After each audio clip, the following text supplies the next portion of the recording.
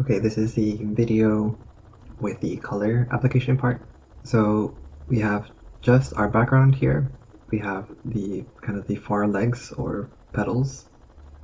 We have the character, and then I did a couple changes, or little updates, mostly to the face. Just kind of adjusted it slightly. So yeah, we're gonna just merge these down.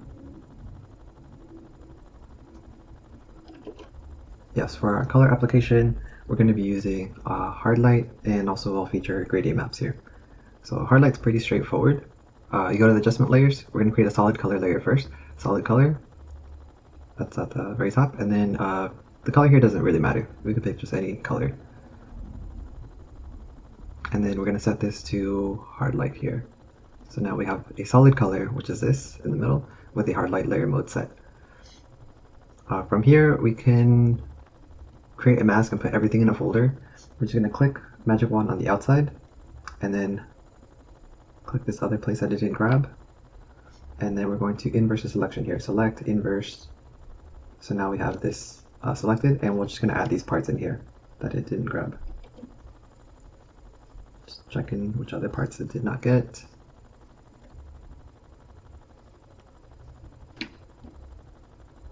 And because we're going to be putting in a folder and a mask, if we miss one of these places, it's not going to be a big deal. We're not going to lose it.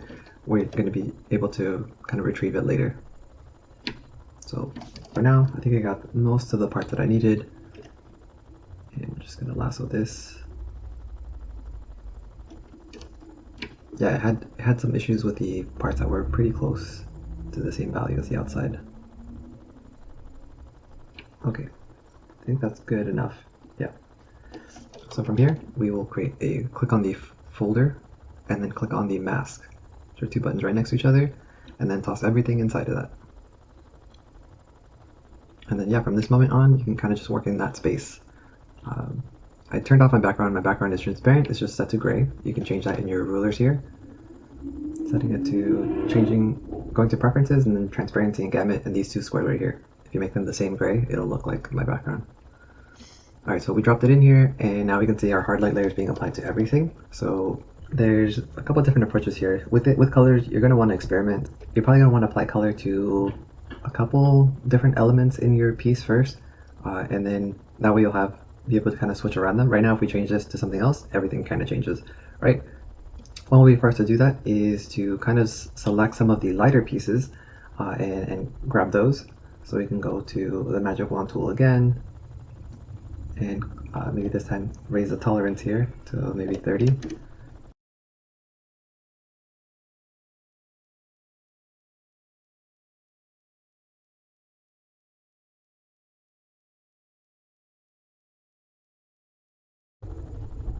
Okay, I'm gonna fast forward the video here, but I'm essentially going to repeat the same thing. Lasso tool, magic wand, um, both those, use both of those to kind of select different parts and give them a solid color layer set to hard light as well.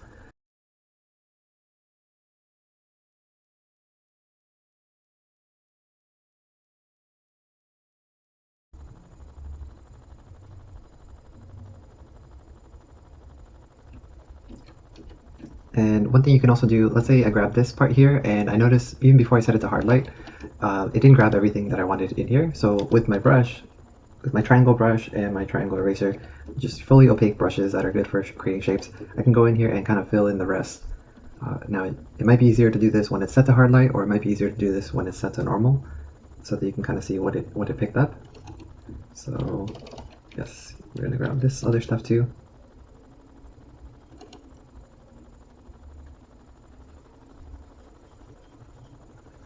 Alright, so we're going to switch it to hard light, and yeah, we might grab some extra other pieces as well once we see what it looks like. So setting this to hard light.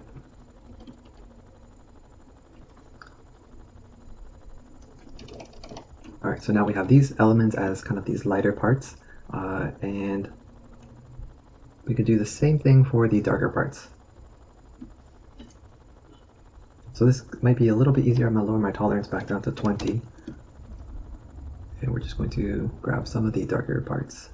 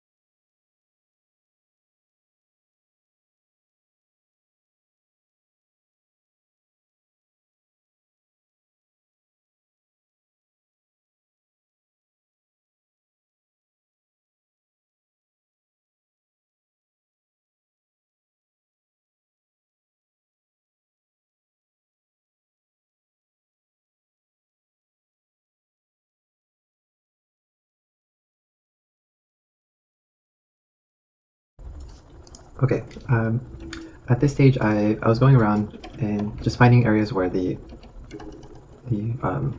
selection didn't get the exact things I wanted. So you can go in here and paint with just brush with black or white, and it will either reveal it or hide it. So depending on what you want to show, you want to paint that in with a white value to get it to come through, and then black to hide it. Okay, so now that you have a couple different colors in here, and I'm going to just fix this one here. So this little spike in here, make that darker.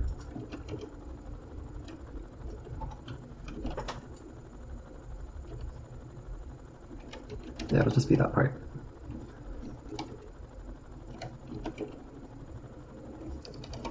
And so now that we have some colors dropped in here, we can kind of mess around with the different colors that we can explore. For example, if you, let's say you're messing around with your different colors and you like this sort of set, you can just save this into kind of highlight these. You can group them, and then you can, once you have them grouped, you can call them maybe color A group, and then you can drag that entire folder down here to the plus to duplicate it, and you can hide the first one, and then you can play around and give this an entirely different color scheme. So our base colors at the very bottom. Now if you didn't want it to affect your other colors as much, because right now all colors are kind of overlapping, so even just changing this one at the very bottom lets you kind of see what it looks like in different versions.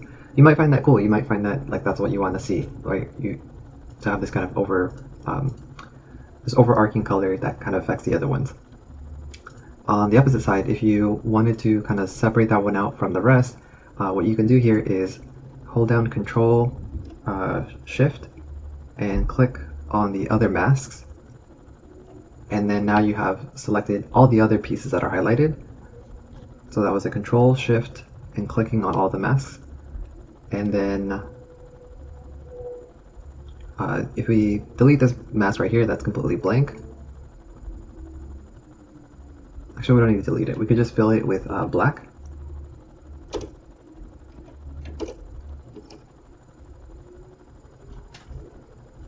And that means now the other sections that had color applied to them now are kind of left out.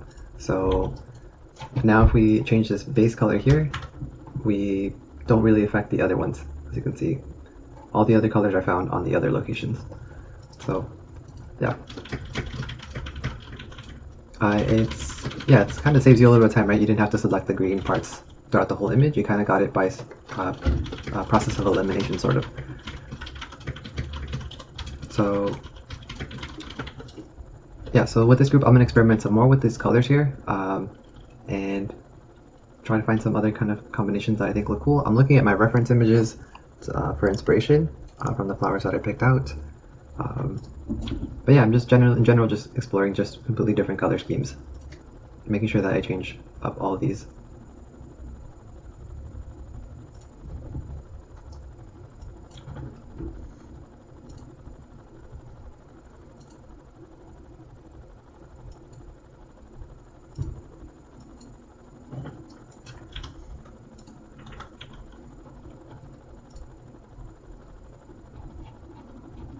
Now, if you still wanted to have a kind of overarching color on top of all this, you can create another one, solid color, and set this to Hardlight. Now, what is this going to do for your colors? It's going to kind of unify them a little bit, but for me, it might be too strong. So I'm going to lower this fill here, so that that isn't too strong. I also just get rid of the mask because that one didn't have anything of value in the mask. So yeah, the mask was completely empty, so that wasn't really doing anything. So here we can kind of tint our colors underneath, and we can even lower the fill some more. So yeah, so I'm going to just keep messing around with these colors.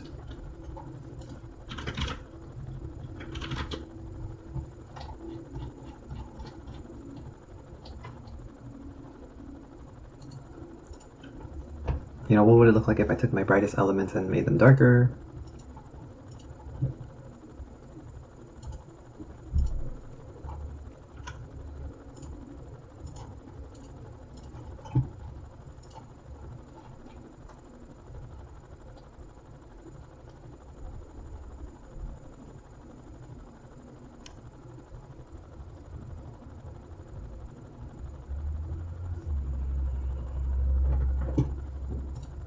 Yeah, I think I like this one. It's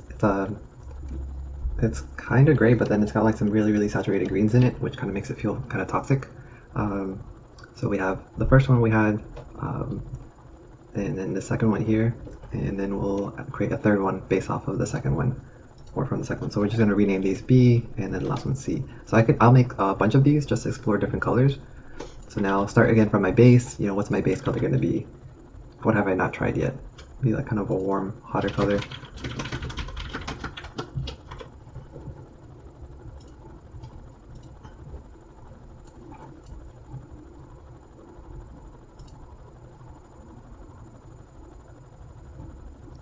And these next two colors I kind of found in a similar amount. So I'm going to just play around with these.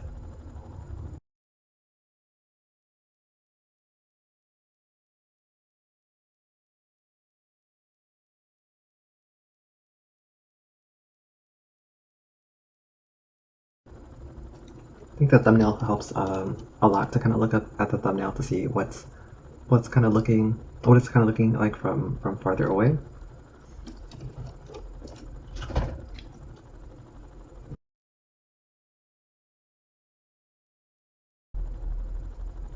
Alright, and then I'm just going to look back through my other colors just to see if there's anything that I kind of keep doing, repeating in terms of color schemes. And we could probably try one more.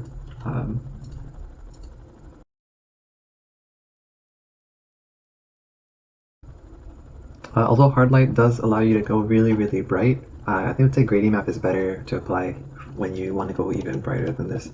But yeah, we could explore possibly a light value for the wood.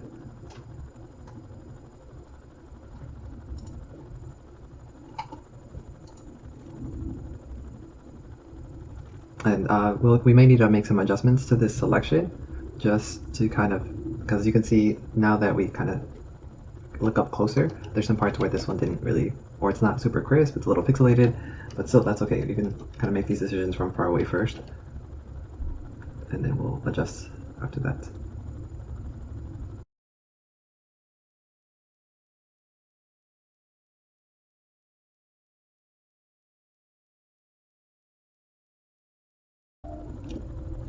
Okay, I think this one's pretty cool. It's a lot of contrast, especially between the light and the darks. Or definitely you're able to see the dark parts more because it's all lighter overall. So yeah, there's I think that's something that could probably work for this one as well. Is this one went a little lighter?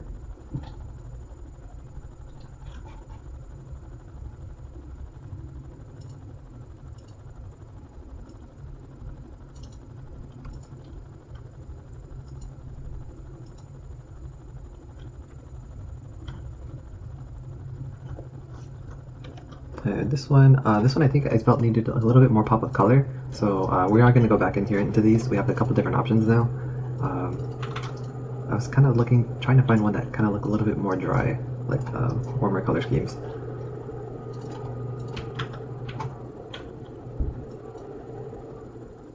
Maybe it's just the red here.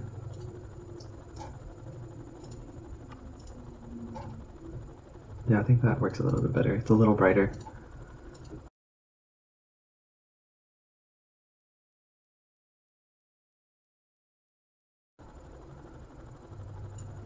Okay, let's see, maybe one more.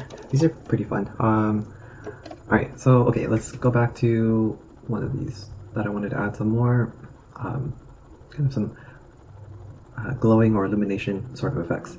Let's see. Alright, so we're going to make a new layer here. So we're going to add some elements and make them glow, just so we kind of have a base on these. We're just going to pick a regular color here. So this is going to be just us adding in some kind of glowy elements. So for this, we're going to set this to color dodge, this new layer, and then double click it to open up its layer style and blending options. And then uncheck these here and check on the top one. So out of this list of 5 checkboxes, only the top one will be checked on, and then hit OK. And so what that enables us to do is to now paint, I'm selecting my basic O squish, allows us to now paint in some sort of really strong color. And this color that we're going to be able to change as well. But we're going to manually paint this one in on this empty layer. And just switch my brushes from basic O squish to basic O flow. And so if we want parts of this to kind of glow, you know, we're just going to start brushing it in. Soft brush might be good here to use. I'll use my soft translate smudge to kind of create a little bit of a blur effect.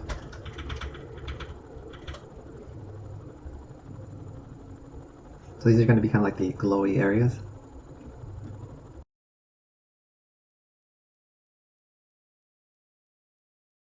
Sometimes I'll add several to the eye, especially if I want it really to kind of be a little bit more pronounced.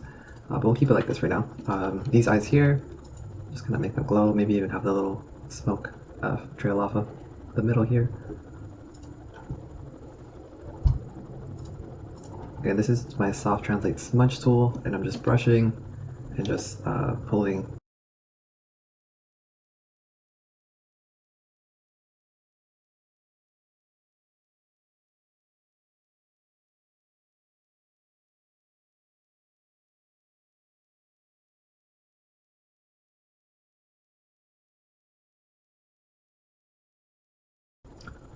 In here it's kind of like a flower thing, which I think would be kind of cool. Maybe if maybe this part from underneath was releasing some spores.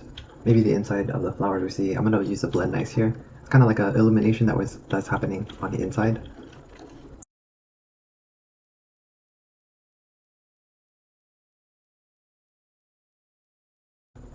So we have some kind of magic symbols here.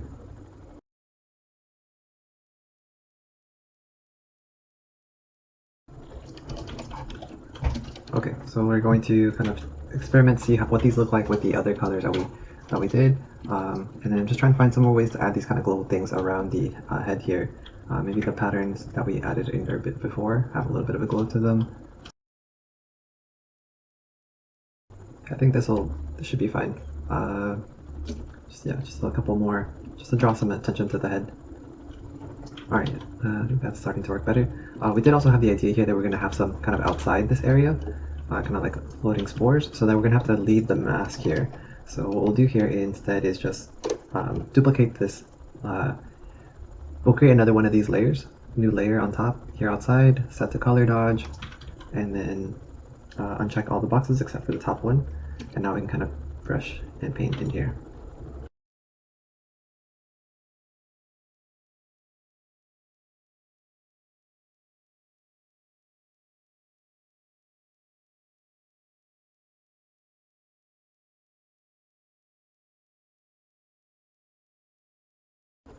It's kind of a mix of light and fire or something.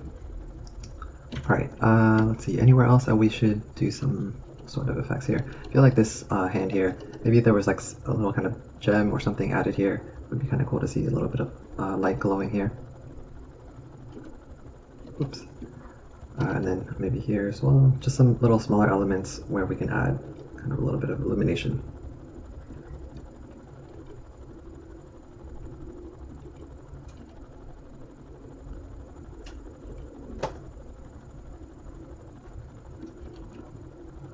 I think that's good.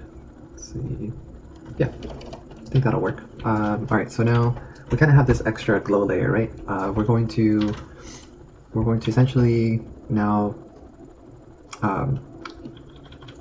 try to add these into one of the colors that we used before. So now we just turn on A, we see we have the color from the effects added onto it. So it's pretty easy to just kind of see which one works. The only issue here is that the effects have a specific color, so we want to change them a little bit. So this might be a little tricky to change their colors since they're kind of separated right now. So what we can do here is, just so we can pull this group out here, is that we can select the mask here and then invert it. That's Control Shift I, and then so essentially we're going to erase all the stuff that's outside the mask here. You can't see it because the mask is on. Now you can see it.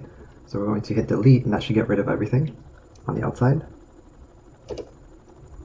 And so now we can drag this out of the mask because we already the mask being applied, it's not going to do anything to it. So now these are outside here. Alright, so now probably the best thing to recommend here for these is, once you find the one that you really want to use here, for example, let's say we go with this one, then the easiest way is probably just to adjust the color of each one with the Control U slider. And so you can just hit Control U and that'll bring up a little saturation slider. and so you can just adjust it to, you know, the color that you're looking for here. For example, here it might be kind of more yellowish, so we go to yellow, and there you go. So that's one way to do this, and actually this is maybe illuminating. Yeah, this looks fine. So yeah, that's one way to do it, and probably the easiest way to do that since it's separate. And now we can kind of get rid of this one here, this extra piece. All right, yeah, I think, I'm not sure which one I want to go with, but let's see what it looks like. This is kind of cool. You can kind of see the warm effect on the other ones as well. All right, I'm gonna try to pick one so that we can end with that one. I think the warm one actually looks pretty cool. So I think we're gonna end with that one here. Yeah, because it's got like some sort of heat to it, which I think is pretty cool. Now for the eyes, if you wanted to go even further with kind of the glow on the eyes, you can kind of create another one of these. If you're using my actions, there's a button that will just make that layer so you don't have to redo it. Another way to do this is you can just duplicate one of your already existing layers that you made like this, and then just delete the inside. So you duplicate with Control J, and then you hit Control A to select everything inside, and then hit backspace, and that'll just get rid of it. So now you can kind of brush in a new effect without having to create the layer again.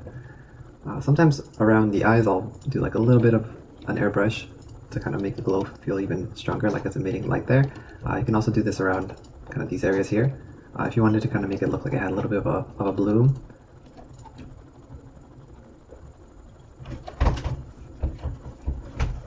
So yeah, and I think that's it. We're just going to save it for those kind of really, really bright areas, or areas that we want to draw attention to.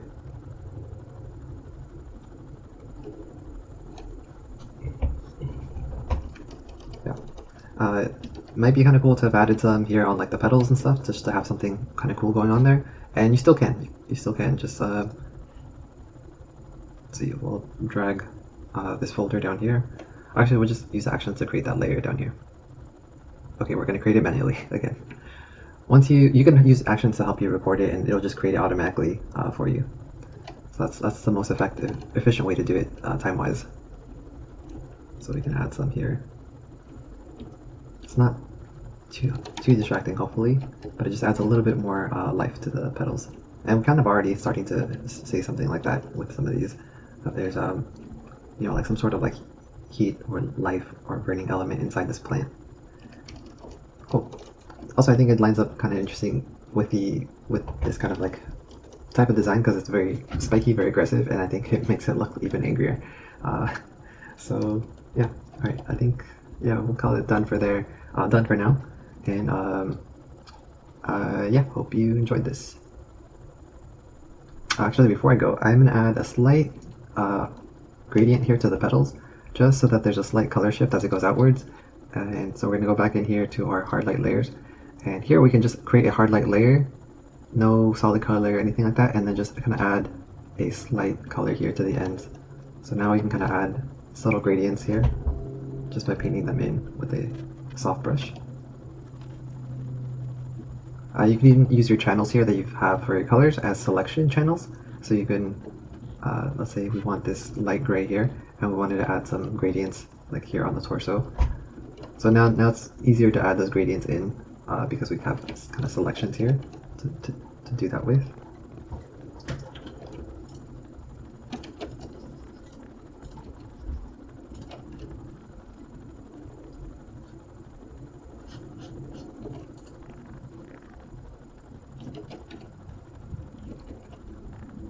And you can always hit Control H to hide your marching ants so you can see better what it is that you're doing here.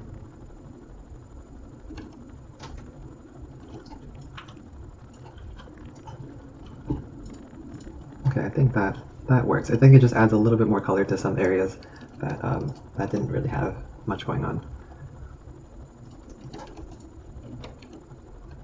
All right, and the last thing I'm going to fix here is just this part right here.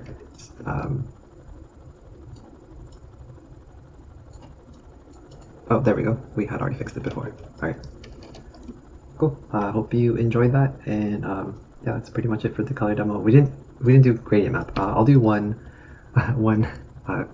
short part here with gradient maps, So we're just going to hide everything we've done with colors so far here. Actually, we'll see this as a layer comp. So color with Hardlight, and we'll do one here without Hardlights. So we turned all the color channels off. Let's say we'll create a new group here, and we'll go to gradient map here. So gradient map is in your adjustments here. So gradient map, and then you should bring up this ramp here. Sometimes it's going to really change what your image looks like. This should be located at the top most layer stack in the folder, but not outside the folder. It should be inside the folder contained at the very top. It's going to affect everything underneath it, so that's why. And it's going to affect things based off of values underneath. So we're going to eyedrop the, we're going to click on this little bar here, and that's going to open up this channel here. I have a video on gradient maps that I'll try to leave in the description. But essentially, we get to pick now which colors are going to get placed where. On our left side, our darkest values. So here we're going to pick like this dark kind of pink. And then pick some colors on the right side here. If you don't have a little swatch here, you just click and it'll make one. And then now you can kind of pick colors. You can have it get a little colder here as it goes higher up. So it just offers a little bit more diversity with kind of where the colors go. Yeah, so like you see this little ramp here kind of being applied to this now. So it even sneaks in some gradients in some places as well. So yeah, we'll say this is good for this. So what I would use this for is to create the base, or and then put the colors on top of this. So for example, we'll take D, I guess. Yeah, D was already pretty close. We'll take D and we'll put it up here. We'll call it E. And so we're gonna open it. We're gonna drag in the gradient map in there. We're gonna turn off everything in here that's going on in D, and we can see only our gradient map is being applied. I know it's kind of messy in here already, but essentially we can use it at the very top to kind of give our colors some sort of like a tint. Like you can set this to hard light, you can set it to soft light, you can kind of lower the fill. It's a little strong right now. So it kind of adds us, yeah, if you notice a difference here, you can see it adds more kind of richness to the colors. This is if you use it on top as kind of like a slight color adjuster, or you can use it as itself the base. So you can have it down here and set to hard light still. So you can have it be the base and then have these other colors kind of on top of it. So it ends up giving you slightly more richer colors. If you could do a comparison here, so this is what you get when you do the other one, which is there's still some colors in here, but it's a little bit on the pale side. Whereas if you go with gradient map, you've picked out some colors here on the ramp, and so you can add more colors here. And then even the lights are a little bit bluer, so it definitely feels nicer because different things are different colors already. You can notice it more in the petals. Yeah, these petals versus these petals, right? So it's just gradient map just gives you more color and more control. All right. So we're gonna just drag and drop our mask of our base here onto this. So just holding down Alt and releasing should copy it. Yeah, it did. So Alt drag onto the mask. So now it's only applying to what our base was applied to before. And then we can turn everything else just like it was before. And here we can now just start to see the slight difference between the gradient map and then the previous base that we had. Right? One's really kind of pale, not adding that much color to it, and then the other one, sure, it's adding a lot of color, and we can make it lighter too. We just have to go back in here and choose lighter colors, and maybe even more pale ones if we want. But there's just more vibrant color being applied here. Yep. And then you can always, if it's too strong, you can always lower the fill here, and you still kind of keep those subtle color shift effects on here. So that's why gradient maps is so awesome. So I'm going to leave this one on here and call this one color with gradient map. And that was just only one layer that had the gradient map, right? Of course, you can make these other channels also have a gradient map too. That's maybe a little bit more complex, but it could be done. And then we're just going to turn on our effects now. So if we turn them all on,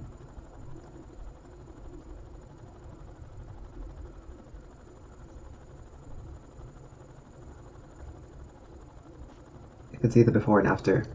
So this one was with Hardlight, and this one was with Gradient Map. It just feels more, kind of more vibrant, more finished. Yep. And if we wanted to kind of match the lightness of the other one, we can kind of lower the Hardlight here. You could even use them both together if you'd like. That's also an option. So we're just going to use them both here. Or we can lower the Hardlight here. Yeah, we'll use them both together.